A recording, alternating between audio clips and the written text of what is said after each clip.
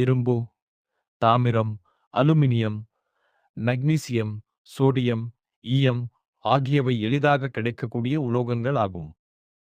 உலோகங்கள் தூய்மையான நிலையில் பளபளப்பான மேற்பரப்பை கொண்டதாகும். உலோகங்கள் கடினமானவை. கடினத்தன்மை ஓர் உலகத்திலிருந்து மற்றொரு உலோகம் வேறுபடும். இவை தனித்தோ அல்லது சேர்மங்கள் ஆக காணப்படும். சில உலோகங்களை மெல்லிய தகடுகளாக மாற்றலாம்.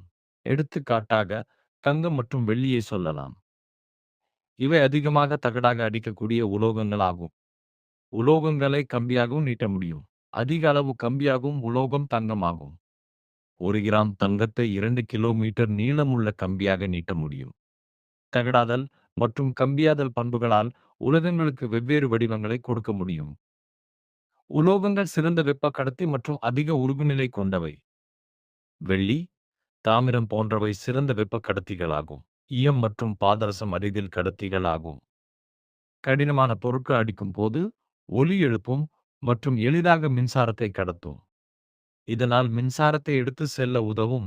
தாமிர கம்பிகளின் மேல் பிவிசி அல்லது ரப்பர் போன்ற பொருட்களால் சுற்றப்பட்டிருக்கும். பாதரசத்தை தவிர அனைத்து உலோகங்களும் அறை வெப்ப நிலையில் திட நிலையில் உள்ளது.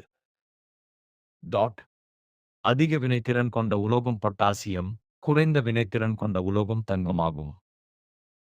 உலோகங்கள் நீருடன் வினை புரிந்து உலோக ஆக்சைடு மற்றும் ஹைட்ரஜன் வாயு உருவாகிறது. உலோக ஆக்சைடு நீரில் கரைந்து உலோக ஹைட்ராக்சைடை உருவாக்கும். பொட்டாசியம் மற்றும் சோடியம் நீருடன் வேகமாக வினை புரிவதால் வெப்பம் வெளிப்பட்டு வெளியேறும் ஹைட்ரஜன் வாயு எரியும் தன்மையுடையதாகும். உலோகங்கள் அலோகங்கள் உடன் வினை புரிந்து உப்பு மற்றும் ஹைட்ரஜன் வாயுவை கொடுக்கும். தாமிரம் நீர்த்த HCl உடன் வினை புரிவதில்லை. அடர் ஹைட்ரோகுளோரிக் அமிலம் மற்றும் நைட்ரிக் அமிலம் 3:1 விகிதத்தில் உள்ள கலவை ராஜதிராவகம் ஆகும். இது தங்கத்தை கரைக்கக்கூடியதாகும். இடப்பெயர்ச்சி வினை உலோகங்களின் வினைத்திறனுக்கு